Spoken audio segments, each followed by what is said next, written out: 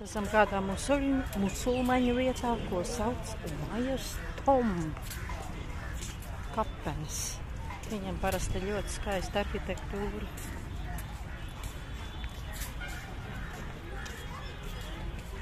Nu, būs kaut kāda slavena ministra kapenes.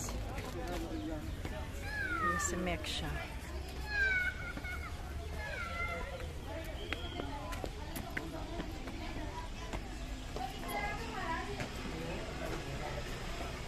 Šī vieta ir ļoti veca.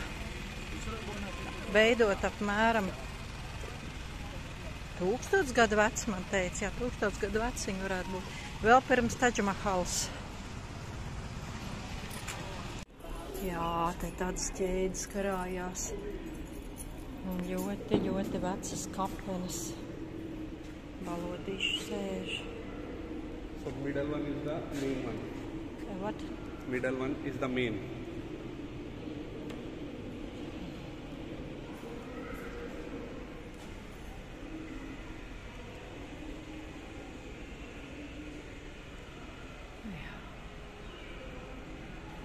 Mošai lūkšanām.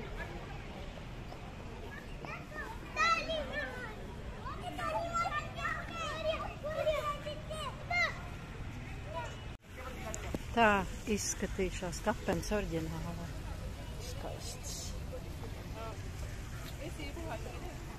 Nu, šī tāda paša vārta kā pirms Tadžmahals, kuriem izejot cauri, parādīsies atkal kaut kas cits.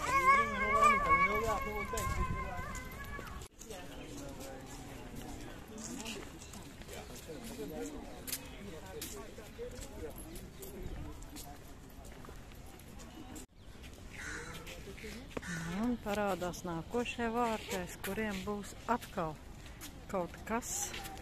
Būs kapenes, līdzīgi kā Tadžmahalā. Te mums parādās atkal arhitektūras brīnums, un kā man teica, tad šī te daļa spicā galiņā simbolizē vīrieša, tā teikt, peni. Jeb karaļa spēka zaru vai spēka zobendoru, visādi nosaukt. Mazliet līdzīgi kā Tadžmahalā, bet savādāk. Šī kapene ir būvēta no sarkaniem akmeņiem vai sarkaniem ķieģeļiem. Līdzīgi tiešām kā Tadžmahalā. Tāds nostāsts, ka bišķi līdzīgi kā Tadžmahalā, jo šī celtne, tā teikt, ir būvēta pirms Tadžmahals. Es neņemšos ar cipariem, jo iejaukšos tajā visā sajuksmā un viss.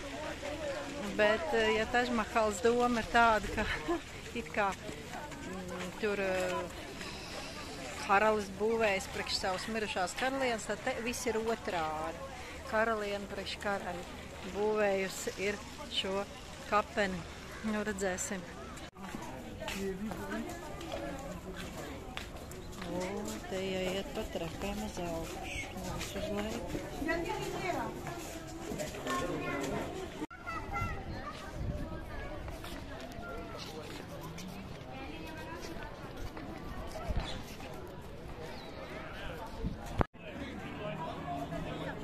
Tās īstās kapenes.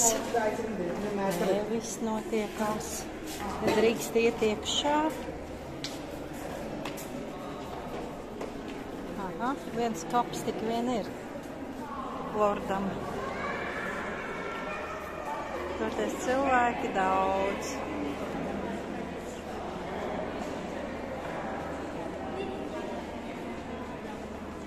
Neviens nezina, vai te kādas karalienes guļ, vai ministri, vai bērni. Vēl te divi tādi mazi kapiņi.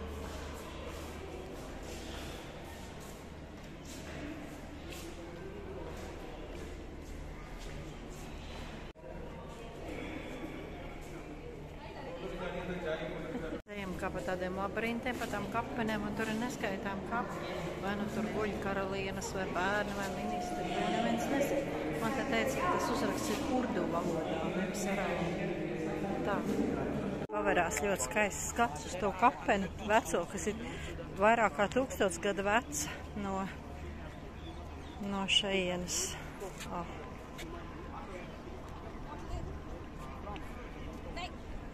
Skaisti dārzi.